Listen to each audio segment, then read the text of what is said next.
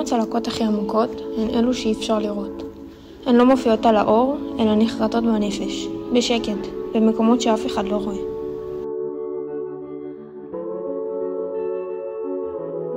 כשיצאתי למסע הזה, לא באמת ידעתי למה אני נכנסת. ראיתי כתבה על חיים, אדם פוסט-טראומטי, ומשהו בסיפור שלו תפס אותי. חיפשתי אותו, רציתי לשמוע עוד, להבין מה זה באמת אומר לחיות עם צלקות שקופות.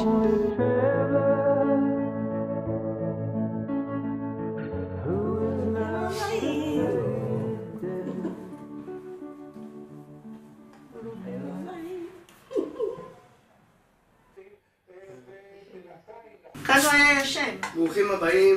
לממלכה. לממלכה. מה אתם רוצים חיים? אני נס. בקיצור, תשים פה את העוגיות. פה חיים היה עושה את כל האחר בודרבו. הוא בא עם מדוגם. עשיתי לציון, אם אני זוכר נכון, של 15 שנה לפציעה שלי, ופה הוספתי את האותיות OD, שזה אושר דמרי, ואת התאריך של הפציעה, שזה בעצם התאריך נפילה שלו. וזהו, ומאז הקעקוע הזה, זה בעצם הקעקוע, במרכאות הדיכאוני היחידי שיש לי בגוף, שמסיים מבחינתי איזושהי תקופה. בזמנו, החדר שינה שלי היה בצד הזה של הבית. בזמן לבנון השנייה נפל לנו טיל ליד הבית כנסת. הרגשתי את ההדף עד לפה. פשוט עפתי מהמיטה ועברתי לאותו מצב קרב שהייתי בשטח. התחלתי פשוט לזחול בתוך הבית. זחלתי לפה לפינת אוכל. התיישבתי עם הגב לקיר. אני זוכר שאני שומע את אמא בלחץ ומיטל הייתה פה בזמנו גם, והיא בוכה, ואני לא מראה שום סימן שאכפת לי מהם, כאילו אני יושב בתוך הסיטואציה שלי, עד שמיטל הורידה לי סטירה לפנים, כאילו תתעורר מה קורה איתך, וזה בעצם האירוע היחידי שאני זוכר, שחוויתי את אותו אירוע מחוץ לשטח באמת, זאת אומרת, במקום שהוא בית. אומרים לי בטלפון, הכל בסדר, אבל חיים נפצע. ככה אני מקבלת את ההודעה, הכל בסדר, אבל חיים נפצע. אני לא שמעתי את הכל בסדר, כאילו אחרי זה כבר לא שמעתי כלום. ברגע שראינו אותו שהוא חי, זה לא משנה איך הוא חי.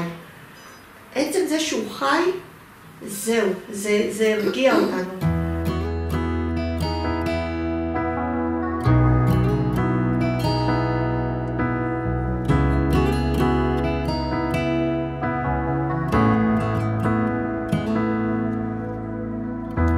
ניסיתי לדבר על הפחד ולא רוצה שתנחמו, לא נעבור את זה יחד, זה רק שלי ואף אחד לא יבין מה עברתי. כל כך הרבה שעות בלי ודאות, שקמתי נפלתי עוד לופ, הכל שחור, האדמה מתמוטטת ויש עוד אמא שעולה שוב לשידור מתפרקת.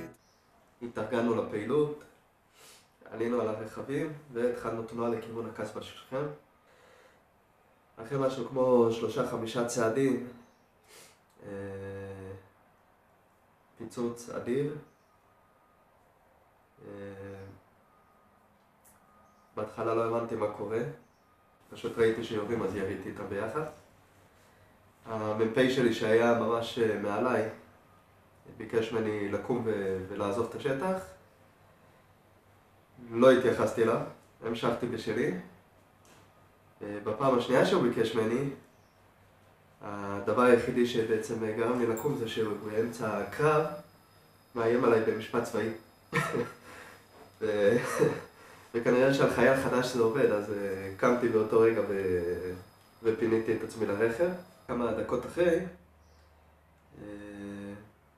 שני לוחמים העלו גופה חרוכה לגמרי, ברמה שאי אפשר היה לזהות אותה. כיסו אותה עם מזרון, והתחילו לשאול איפה חיים. לא עניתי להם בהתחלה, לא הפנמתי את זה שמחפשים אותי. ובהמשך, כששאלו שוב פעם, אמרתי להם, מה זה שאלו? הם פשוט הכריזו שחיים זה החייל שנהרג. אז ככה קפצתי להם מאחור, אמרתי להם אני פה. ואז הבינו שאושר זה החייל שנהרג. אחרי שהסתיים כל הקרב והפינוי, אותי פינו למנחת מסוקים. פינו אותי בפינוי מוסק לבית חולים תל השומר. ומשם בעצם התחיל כל התהליך של הבדיקות.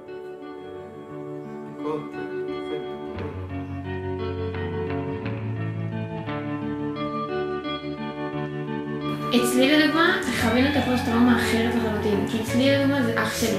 אח שלי זה גרעין קרוב, אני הייתי בת 10 שזה קרה, ואני, אמא שלי ואח שלי היינו בבית בסיטואציה. שם, כאילו היה עוד הרבה דברים מוזרים, הוא חזר מהצבא, אני הסתכלתי על אח שלי, אני לא הבנתי, הוא פתאום לא מתקרב אליי, ואני אומרת, אח שלי היה בא, צוחקים, מציק לי, זה, פתאום הוא בא לצחוק איתו, קוראים לו ניסן, בא לצחוק איתו, אני מקבלת קור כזה מבן אדם. עכשיו, ילדה בת 10, מה אני אמורה להבין? לא אמורה להבין כלום. עכשיו, היה סיטואציה בבית שפתאום הכל התפרץ, וכן הבנתי שמשהו פה מוזר. הוא נלחם על זה בגוף שלו, והוציאו ממנו כל כך הרבה דברים מזעזעים, בשביל שיכירו בו כנכה צה"ל או כפוסט-טראומה, כל כך הרבה דברים הוציאו ממנו, ובסוף הכירו בו, ואני כאילו מצד אחד הכי שמחתי בזה שכל הכלים הלכו אליו, והכל אחרי המון שנים, הכל עזרו לו, אבל אני כאילו קיבלתי תמיכה אחרת מאמא ואבא שלקחו אותי לפסיכולוגים ולאיך הם מתמודדים חרדות, כי הרבה הדברים האלה, ילדה בת 10 פתאום שהכל מגיע אליה, זה לא קל לקבל את זה. ופה לדעתי כאילו יש המון סיטואציות כמו שאת אומרת. פה לדוגמה הייתי אומרת שכן הייתי רוצה לקבל מהמדינה כביכול איזושהי עזרה. אני רואה עלייך כבר שאת מדברת שזה עדיין שם. זאת אומרת עדיין, את לא, עם כל הטיפולים שקיבלת ועם כל התמיכה, לדבר על זה הכי טוב שיש. וכן, לדבר על זה, אין ספק, תמיד, בכל הזדמנות. אז החלטתי ללכת לדבר על זה, ובגלל זה נפגשתי עם עדנה, אמא של חבר של אח שלי. לשמור על קשר, אבל תמיד אהיה שלך. אולי השקט זוחל ומאיים על השלווה, גם עם הזמן מה שאני הכי זוכרת בקשר של ארז וניסן, באמת, את יודעת, היו להם תקופות שהם היו הרבה ביחד, והיו להם תקופות שהם לא ביחד, אבל ביום שלקחתי את ארז לפנימייה, אני לא אשכח שבאוטו אמרתי לו, רוחי, אתה הולך לבד לפנימייה, וניסן וארז לא היו בקשר בתקופה הזאת. כן.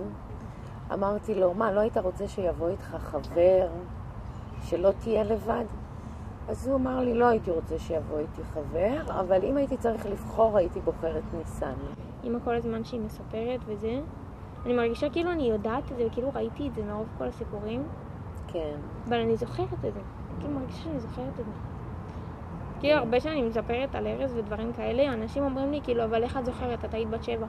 אני אומרת להם, אני זוכרת. כי הזיכרונות נטמעו בך. גם הסיפורים, את מרגישה שאת מכירה אותו, אז בטוח היית.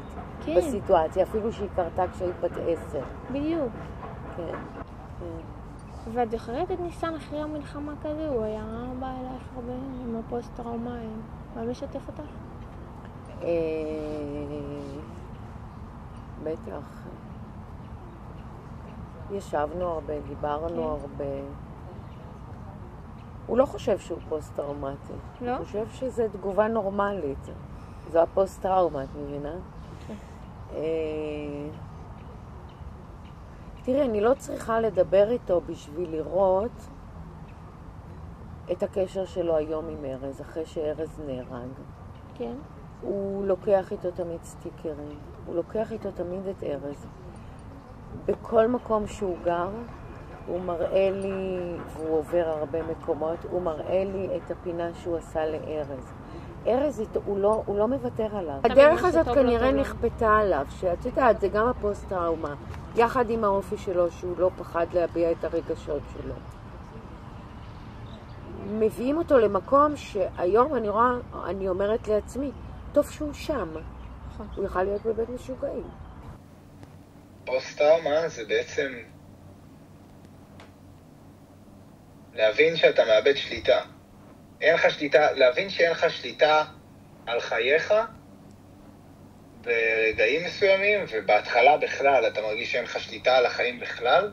כשאתה מאבד שליטה על הכל, לא משנה מה אתה עושה? בדיוק. כמו שאת יודעת, מה שקרה לי בסוף בבית, פשוט לא שלטת בעצמך. בדיוק, לא ידעתי איך לתקשר את הכאב, לא ידעתי איך לתקשר את הפחד, לא ידעתי מה אני עובר. כאילו אני זוכרת, שאתה אומר את זה, ואז אני זוכרת, אני לא אשכח את זה, לא ראינו אותך, היה את ההלוויה של הילד, כאילו את זה באת, ואז חזרת ללחימה. נכון. ואז אני זוכרת שנכנסת בדלת, עם זה שאגב, וחיבקתי אותך, אבל אתה כאילו, המוח שלך לא היה פה. אתה לא כמו שתמיד הייתי רצה אליך, שאתה חוזר מהצבא ואתה כאילו היית בהלם. זה בדיוק זה משהו נחבא. לא חוזר להיות אותו דבר. אני חושב שמה שאת מתארת פה, זה לאבד את התמימות, לאבד את ה... כן. אתה חושב שכאילו בגיל שאני הייתי, וכאילו, שראיתי אותך ככה, אני חושב שאיבדתי איזשהו מקום את התמימות? אני? כי לדעתי זה צף לי בגיל מאוחר יותר. אני חושב שאיבדת קצת יותר את ה...